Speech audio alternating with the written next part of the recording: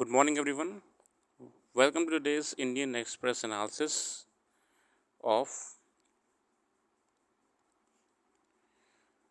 9th of September, the day when the G20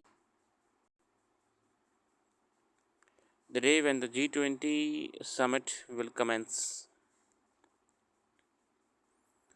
स्वागत है आप सभी का आज के इंडियन एक्सप्रेस एनालिसिस में।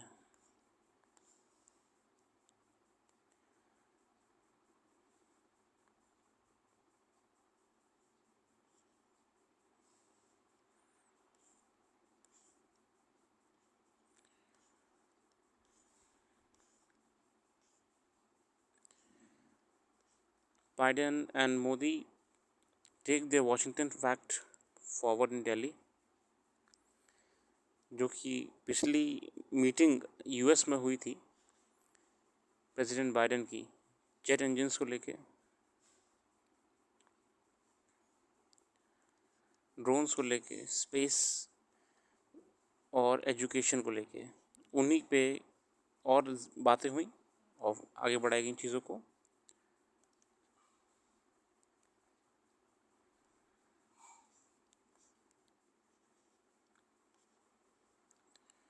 Alzheimer patient bill payment, high court seeks Delhi government stand on hospital plea. ये बेसिकली जो जुडिशियल सर्विसेज की तैयारी कर रहे छात्र हैं उनके लिए है। Delhi High Court has sought the Delhi government response in a plea by Moolchand Hospital for payment of bills around 52 lakhs in treating an 84-year-old woman admitted to the hospital with the advanced Alzheimer disease since 2017. A single judge bench, Justice Purushendra Kumar Kaurav, in a September 4 order issued notice to Delhi government and listed the matter for hearing on November 6.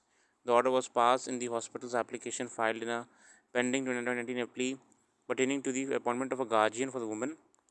Dr. Sundri G. Bhagwanani, a gynecologist from New York, was brought to the hospital in 2017 by her brother, but he died during the pendency of his plea, seeking to be appointed as the guardian of his ailing sister to take care of her medical bills and overall health.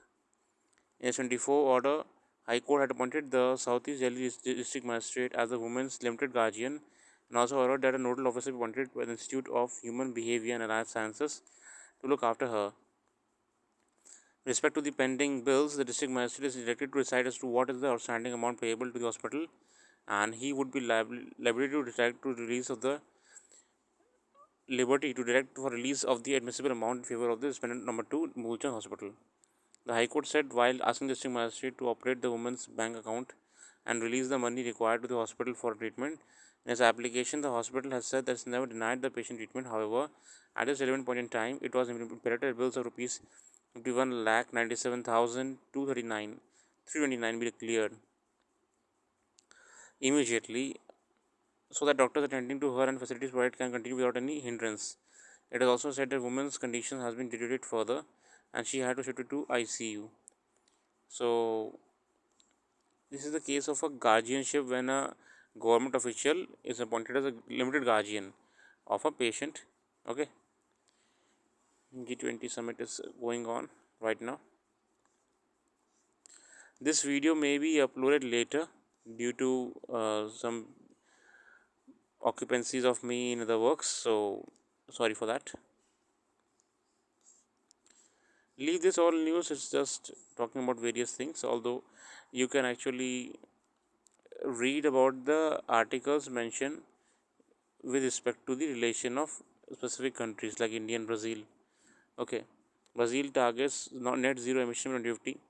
Nestled with the heart of the Amazon basin, Brazil boasts vast expanse of tropical forest and a wealth of natural resources, earning it the distinguished position as to foremost among 17 megadiverse countries worldwide. The nation's inherently unique environment heritage, alongside its richness, natural resources, favorable climate conditions, and a commitment to clean energy, has helped Brazil, the world's 10th largest and South America's largest energy consumer, make remarkable strides in harnessing renewable sources to power its economy while mitigating environmental impacts. Okay, Brazil's energy landscape stands out prominently on the global stage, with the renewable energy source constituting a substantial 40% of its energy metrics as of 2019 as compared to the rest of the world. At the same time, at a mere 14%, it is evident that much of Brazil's energy consumption is taken care of by renewable resources, especially by hydroelectric and ethanol. As the world's second largest ethanol fuel producing and the largest exporter of ethanol in the world, देखो यहाँ पे कितना बढ़िया point मिला हमको ethanol को लेके। World का सेकंड लार्जेस्ट एथेनॉल प्रोड्यूसर है और लार्जेस्ट एक्सपोर्टर है एथेनॉल का Brazil. Okay,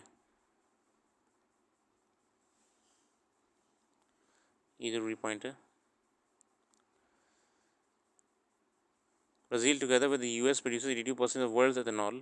Okay, with Brazil primarily using sugarcane for further purpose, owing to having the largest sugarcane crop in the world.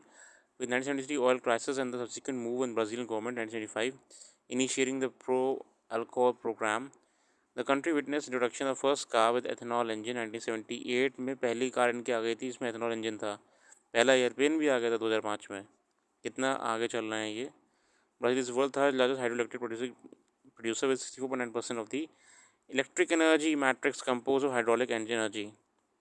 कितनी बड़ी बात है कि ये सब काम बहुत पहले से हो रहा है, इसलिए भारत को ज़रूरत है ऐसे देशों की, ऐसी टेक्नोलॉजी की। Okay, Brazil, the global bread basket, being one of the world's agricultural powerhouses, Brazil plays a crucial role in ensuring global food security. Throughout its history, agriculture has been cornerstone of the Brazil's economy.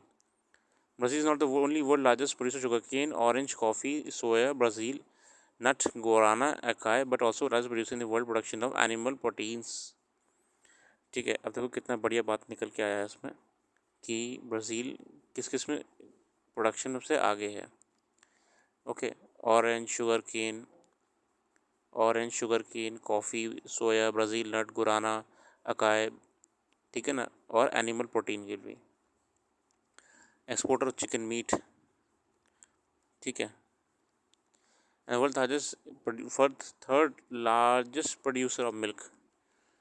ठीक है, third largest producer of milk. Brazilian government has been productively funding innovation in the agriculture sector through policy support, knowledge development, research and innovation. Okay, बाकी अब अच्छे points हैं, बहुत अध्ययन करिएगा इसका।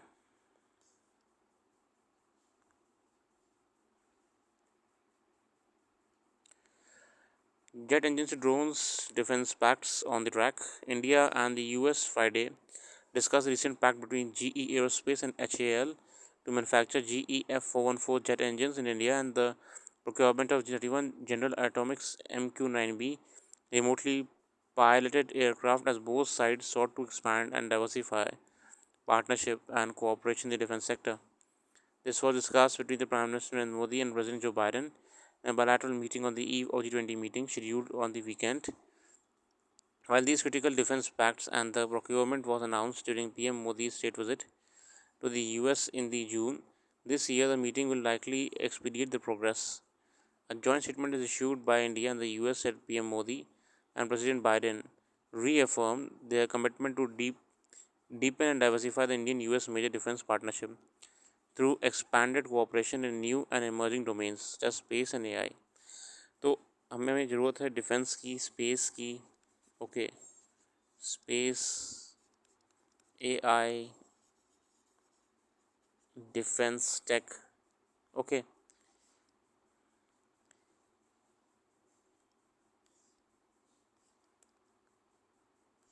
very great।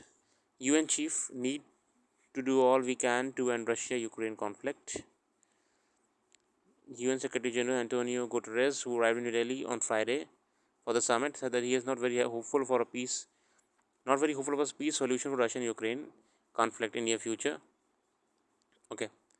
When he asked if India has the credibility to be mediator in the Russian-Ukraine conflict, Guterres told reporters, "When you have a conflict, all efforts of mediation are extremely important. I am not very hopeful that you will have a peace solution in the immediate future. I believe the two parties have decided to move on with the conflict, and obviously we need to try to do everything possible for this dramatic situation to find an end." The chief of the United Nations, which has 193 countries as member states, said that if the world is indeed one global family, it would resemble all a rather dysfunctional one. Okay, so UN has 193 member nations this time. at present 193 member nations. Okay,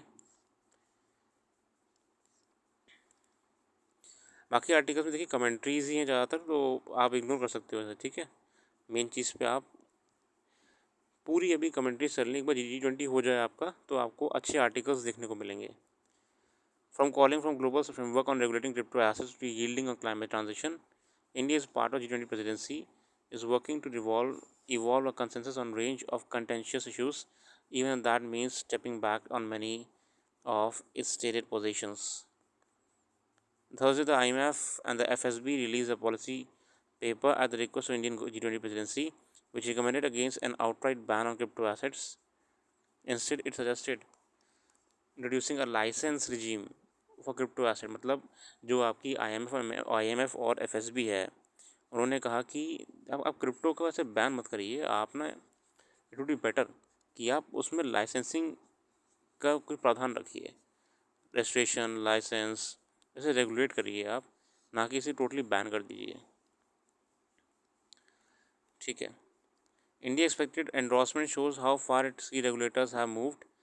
In 2018, the CBDT had submitted draft scheme to Finance Ministry for banning virtual currencies, and a month later, RBI restrained banks from dealing in cryptocurrencies, a decision that had to be reversed by the Supreme Court in 20. हमने तो ban कर ही दिया था, central board of direct taxes ने भी करवा दिया था, आरबीआई ने भी करवा दिया था डीलिंग को लेके, हालांकि सुप्रीम कोर्ट ने बाद में उसे ओवर रूल कर दिया था। अब इवन आईएमएफ और एफएसबी भी कह रहे हैं कि आप ऐसे बैन मत करो, आप बस रेगुलेट कर लो उसको आप, ठीक है। The government had last year imposed a tax on any income from transfer of any virtual digital asset at a rate of 30%, along with the 1% tax deduction at source. तो गवर्नमेंट ने भी tax भी आपको introduce करा था budget में, ये हम जानते हैं। Apart from cryptocurrency, during the various finance track meetings, India has tried to accommodate our differing views on issues like climate change and financing for developing nations. It will be key win for US for us if we can get consensus on creating a global regulatory structure. ना crypto के लिए ना अब सारे देश मिलके अगर करेंगे तो और मज़ा आ जाएगा, ठीक है। यहाँ पे कुछ खास नहीं था, मैंने पढ़ लिया था, these all are general commentaries. Okay, I'm not commenting on the editorial as such, I'm just trying to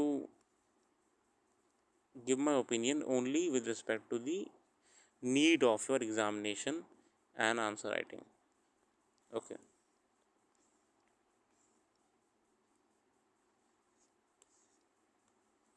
efforts to create a more equitable multilateral order will continue for the next two G20 presidencies, led by Brazil and South Africa. The Indian Brazil South Africa IBSA grouping already have trilateral agenda in place, a good portion of which now overlaps with G20 agenda. Expect to see this troika's collaboration in health, digital inclusion, a reformed or new financial architecture, debt relief, sustainable lifestyle for climate goals, women-led development models, all with inclusion of African Union in the G20.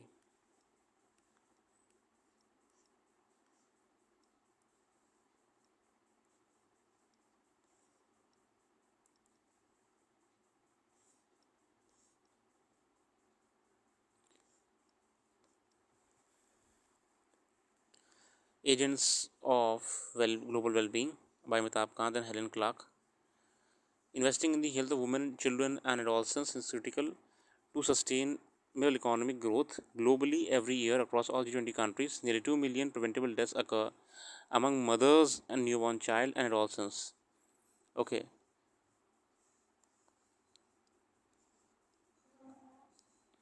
Systematic discrimination and an increase in extreme weather events, food insecurity, and poverty are major causes of lack of progress in women's, children, and adolescents' health.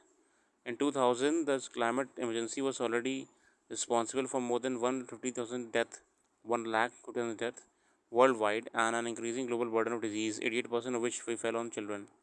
It is estimated that 80% of people displaced by the climate emergency are women. Okay.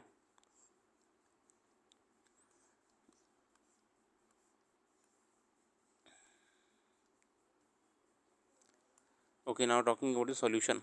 How can we control it? How can we bring more improvement for the women and child health care? First, G20 countries should prioritize increasing cross cutting financing, strengthening health systems, enhance access to essential health services, and address the social determinants of health, such as poverty and gender inequality. Investment in physical and digital infra through a gender lens could reduce the burden of unpaid work, improve well being, create jobs, increase labor force participation. Second, numerous countries are struggling to maintain pre pandemic level of health spending, affecting women, children, and adolescent health worldwide. Global efforts are required to help countries strengthen their health systems by attracting more development assistance for health and finding sustainable solutions. Third, we need a robust data systems to monitor and implement policies and program effectively.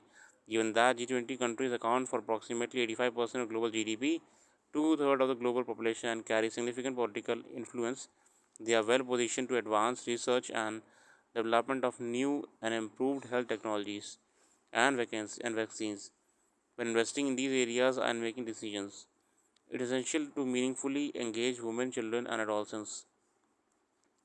Fourth, investing in the early years of childhood is vitally important, including in the family friendly policies and universal social protection. Such investments can boost cognitive capital, the complete set of intellectual skills primarily nurtured prenatally and in early childhood. It determines human capabilities leading to inclusive economic growth. Tackling youth unemployment across the G20 requires developing adolescent skills. The G20 must prioritize the health and well being of women, children, and adolescents by making it a permanent fixture on its agenda for action. It requires dedicated, enhanced, and sustained financing, as well as more global coordination and solidarity so that no woman, child, adolescent, or country is left behind.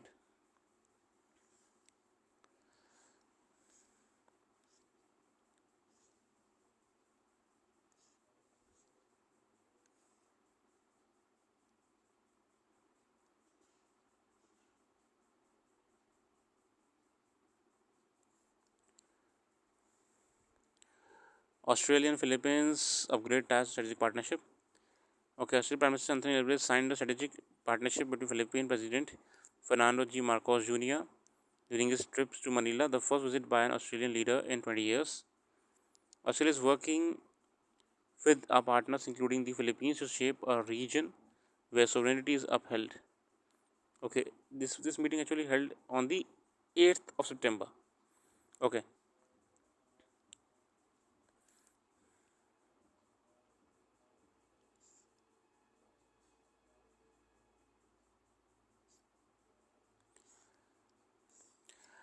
that's all for today. Thanks for giving your precious time, and this short analysis will be helpful for you to read the newspaper and to understand what is important and what is not with respect to the civil service examination. Apart from it, the paper is wonderful, the editorials are wonderful, you have to read them to to gain an understanding about the topic, but we should be more precise in what we are doing with respect to this examination. Okay, thanks for giving your precious time, and have a very nice day ahead.